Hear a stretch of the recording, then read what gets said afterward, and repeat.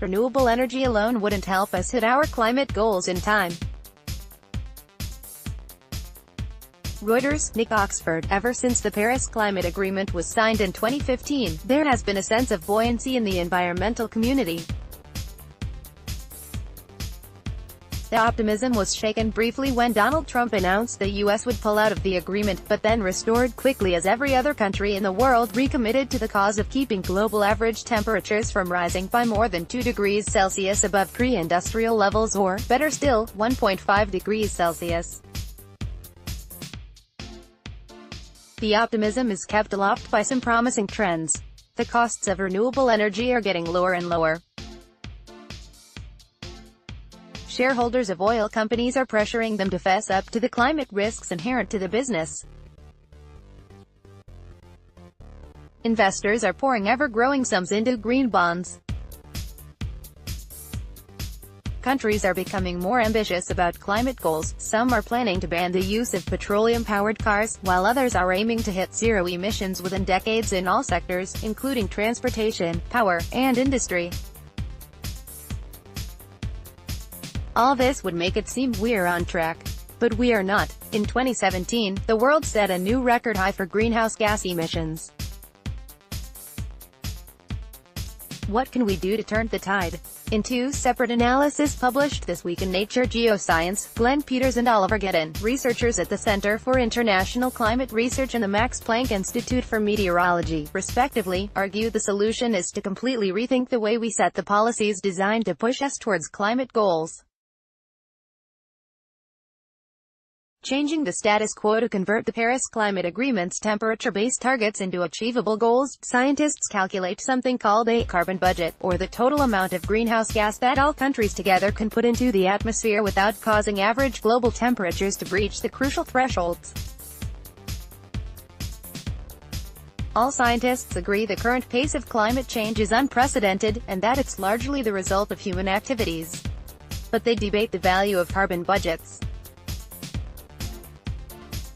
In 2017, the dispute got particularly heated after a group of respected climate scientists suggested in a study that the world could continue to emit greenhouse gases at the current rate for a lot longer than we thought previously. https://qz.com/wp-content/uploads/2018/05/gamboo-cyb2j.mp4 These debates matter. Lawmakers, who are usually not trained to understand climate science, use carbon budgets suggested by scientists, like those in the 2017 study, to lay out policies to help their countries honor their Paris climate commitments. But lawmakers need to balance environmental concerns with economic ones. If, suddenly, scientists say we have more time in hand, policymakers are likely to respond with actions like delaying the date when all cars need to be electric. The problem, Peters argues, is that carbon budgets have so many uncertainties that it renders them useless to policymakers.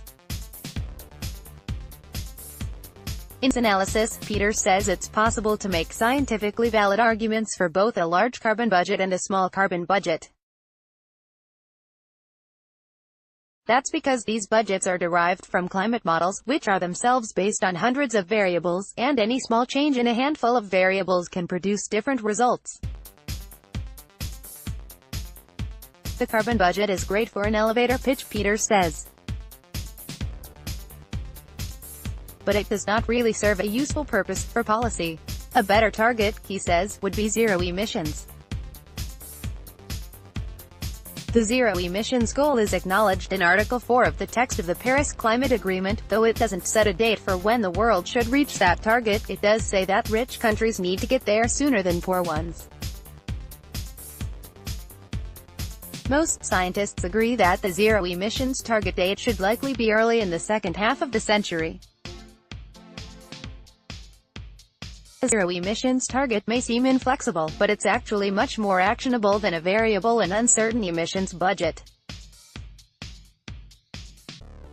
It is relatively simple for each country to set a target date to reach zero emissions, based on, say, how wealthy it is. Then, each greenhouse gas-emitting entity in the country can set its own goal to reach zero emissions, and governments can lay out effective policies to help emitters get there by the target date. Talking politics. Convincing politicians to commit to a zero-emissions goal won't be easy, Geddon says. That's because, directly or indirectly, scientists have been giving politicians a false sense of hope with regards to climate change. For 30 years now, we've been hearing that it's 5 minutes to midnight, says Geddon. It's the doomsday analogy that warns us that climate catastrophe is coming soon. But in that period we've continued to emit more and more greenhouse gases, and scientists still say it's only 5 minutes to midnight.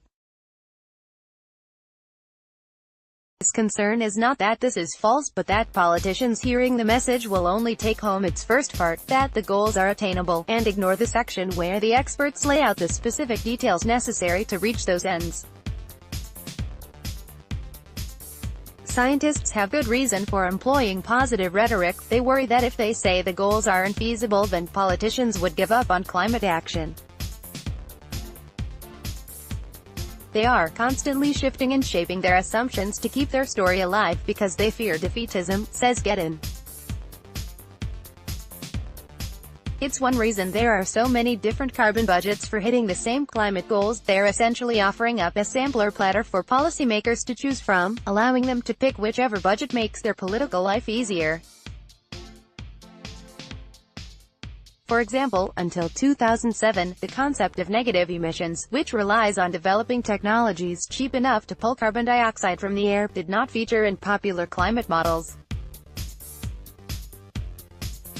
But because the world was continuing to emit more CO2 each year, it became clear that, to keep the 2 degrees Celsius goal feasible, scientists had to start including negative emissions in their climate models. Now it is widely assumed that, if we are to hit our Paris goals, we will need negative emissions at a large scale, capturing billions of metric tons of carbon dioxide each year by sometime in the second half of this century.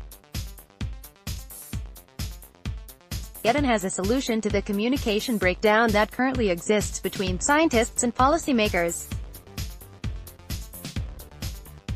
Instead of saying, yes, we can hit climate goals if we do this, and this, Geddon argues, scientists need to change their communication and say, no, we cannot hit climate goals unless we do this, and this.